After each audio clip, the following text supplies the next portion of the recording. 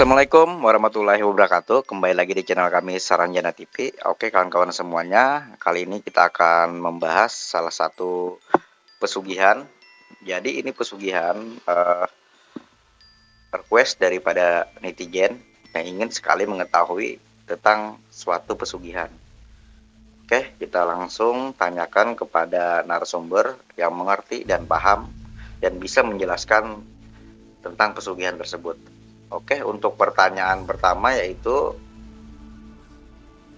pesugihan kandang bubrah ya. Nah, apa benar pesugihan kandang bubrah itu ada dan bagaimana ritual awalnya? Yang paling pertama minta jelaskan itu apa sih arti kandang bubrah? Oke, dipersilakan. Jadi gini, pesugihan itu asal muasalnya dari Pulau Jawa, makanya istilah kandang bubrah yang dipakai. Kandang itu tempat atau rumah, kemudian bubrah itu bisa dikatakan memperbaiki. Jadi pesugihan kandang bubrah itu jadi sedikit-sedikit biasanya memperbaiki tempat tinggal, begitu mas. Jadi kandang artinya tempat atau rumah, bubrah itu sedikit-sedikit dibongkar, diperbaiki maksudnya. Arti kandang bubrah tadi sudah dijelaskan. Sekarang kita pertanyaan berikutnya. Apa benar ada pesugihan kandang bubrah itu ada dan bagaimana cara ritualnya? Nah, mungkin kawan-kawan semua ingin tahu juga bagaimana cara ritualnya. Kalau kebenaran pesugihan yang sifatnya kandang bubrah itu bukan hal tabu kalau orang Jawa itu sudah banyak terjadi dan banyak juga orang-orang itu menjalankan ritual itu. Karena apa? Ritual kandang bubrah itu sangat minim resiko, tanpa adanya riba, tanpa adanya ritual yang sangat berat di situ. Kemudian tata cara ritualnya biasanya menyiapkan kembang taman. Memang ya ada ritual khususnya juga, cuman ya syarat-syaratnya nggak terlalu berat dengan ritual-ritual yang sifatnya pakai tombak. Jadi kalau sampai mempertanyakan apakah benar itu ada, ya memang ada dan itu bukan hal tabu. Begitu. Pertanyaan berikutnya yaitu ciri-ciri yang mudah terlihat oleh orang yang menjalani pesugihan kandang bubrah apa aja gitu loh. Kalau ciri-ciri khusus ya mas ya, kalau ciri-ciri khusus biasanya pada saat pertama kali melakukan ritual itu, misalkan rumah kita itu mulai membangun ya, itu biasanya disengaja itu nggak diselesaikan secara 100%. Jadi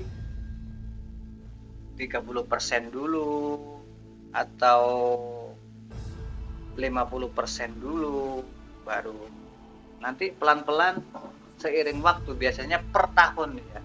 Biasanya per tahun diperbaiki. Setelah itu baru masuk ke tahapan berikutnya.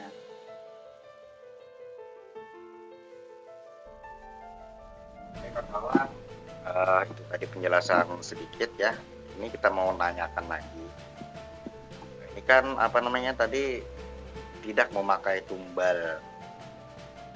Jadi kalau tidak memakai tumbal, ritual sederhana itu asal uangnya dari mana dia dapat gitu loh, dari pesugihan itu.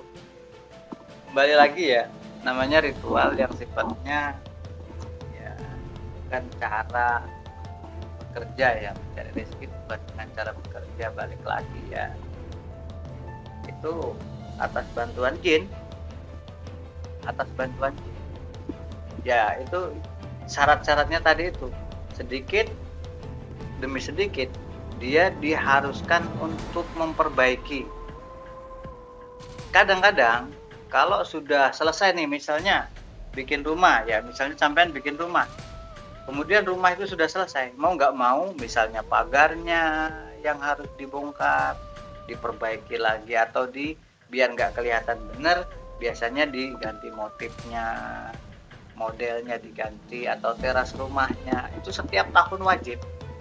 Jadi nggak boleh tidak, tetap harus diperbaiki. Nah, ya jawaban yang tadi saya lengkapi yang barusan ya. Ciri-ciri khusus orang yang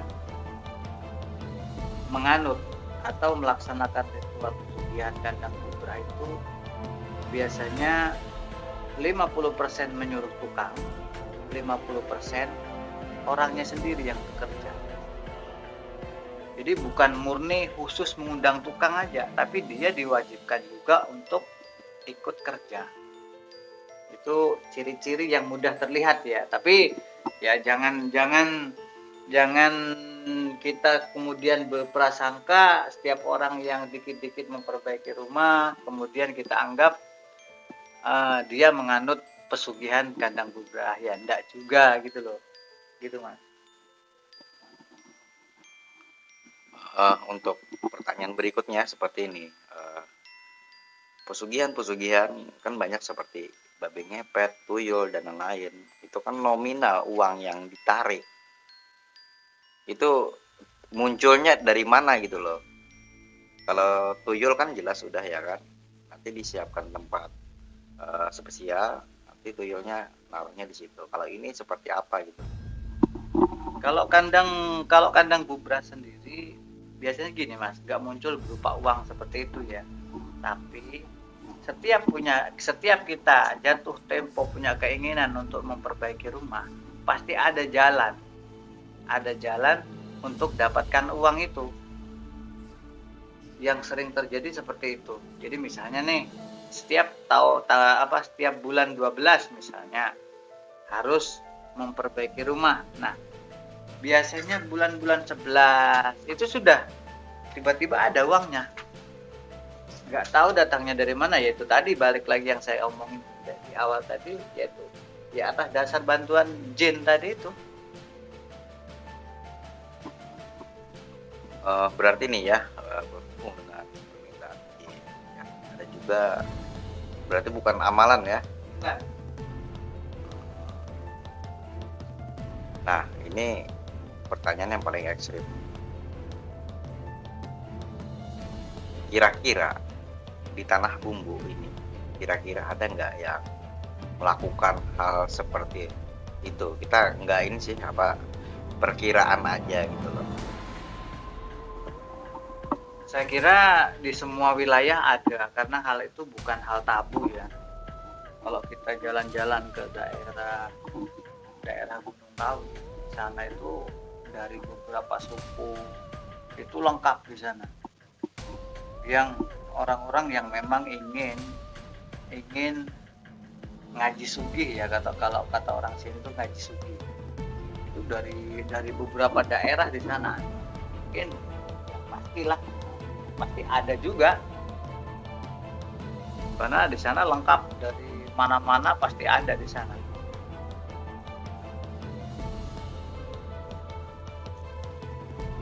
Berarti asal usulnya mereka itu ke Gunung Kawi dulu ya, ke Gunung Kawi, habis ke Gunung Kawi dapat petunjuk, dilaksanakan di rumah masing-masing. Selain di Gunung Kawi, kira-kira ada lagi seperti apa gitu loh? Jadi gini, sepengetahuan saya itu hanya di daerah Gunung Kawi itu aja, karena di situ lengkap. Jadi lengkap, masing-masing ada juru kuncinya ya. Misalnya mau jalur memelihara tuyul, mau jalur babi ngepet, di sana itu memang ada khusus ya. Ada khusus pelaku ritualnya yang ngarah-ngarahkan. Ini biasanya ditanya di sana, mau jalur apa misalnya, pasti dikasih tahu, dan masing-masing tuh pasti ada juru kuncinya. Nah, berhubung di Gunung Kawi menyediakan macam-macam pesugihan, jadi untuk ini kandang bubrah sendiri itu tingkat keberhasilannya itu berapa persen gitu loh, ya lebih efektif punya tuyul, babi ngepet, atau kandang bubrah gitu loh. Kalau tingkat keberhasilannya sebenarnya mudah untuk meneliti ya. Tahun pertama misalnya, tahun pertama setelah kita mengadakan perjanjian di situ, biasanya memperbaiki apa dulu. Nah, dia bisa dikatakan berhasil apabila tahun berikutnya dia memperbaiki lagi. Contoh misalnya, tahun pertama memperbaiki dapur, kemudian tahun kedua memperbaiki mulai ke depan, misalnya ke ruang tamu. Tahun ketiga misalnya memperbaiki di depan rumah, itu tingkatnya berhasil sudah. Tapi kalau tahun pertama misalnya, kan pertama dulu, yang saya maksud begini, pada saat pertama kita ngajukan, kita sepulang dari sana 1 tahun berikutnya, kita harus membangun sesuatu, membangun rumah misalnya. Kemudian dalam perjalanan setahun berikutnya, kita bisa nggak memperbaiki sesuatu di situ, di dalam rumah, tetap area satu rumah itu aja. Nah, kalau kita bisa membangun atau memperbaiki yang ada itu, berarti keberhasilannya kelihatan, gitu Mas. Berarti seperti ini ya, berarti tidak ada ruangan khusus yang untuk menyediakan tempat uang gaib itu muncul, berarti melalui jalur rezeki yang berasal dari jin. Seperti itu kah kira-kira? Jadi sepemahaman saya, memang kalau untuk kandang bubrah itu sama-sama menganut sistem pesugihan, cuman lebih mending lah boleh dikatakan jalur putih, karena di sini nggak ada tumbal. Yang harus dikerjakan hanya memperbaiki rumah. Jadi memperbaiki rumah, dan hasilnya pun misalnya kita setelah memperbaiki rumah, paling memperbaiki rumah anggaplah 10-20 juta misalnya.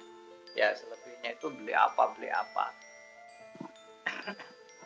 Dan rata-rata nggak begitu kelihatan benar ya, karena dia tidak diperbolehkan membangun rumah, tapi hanya diperbolehkan memperbaiki rumah. Jadi membangun rumah baru itu nggak boleh, memperbaiki. Tapi kalau membeli rumah baru boleh.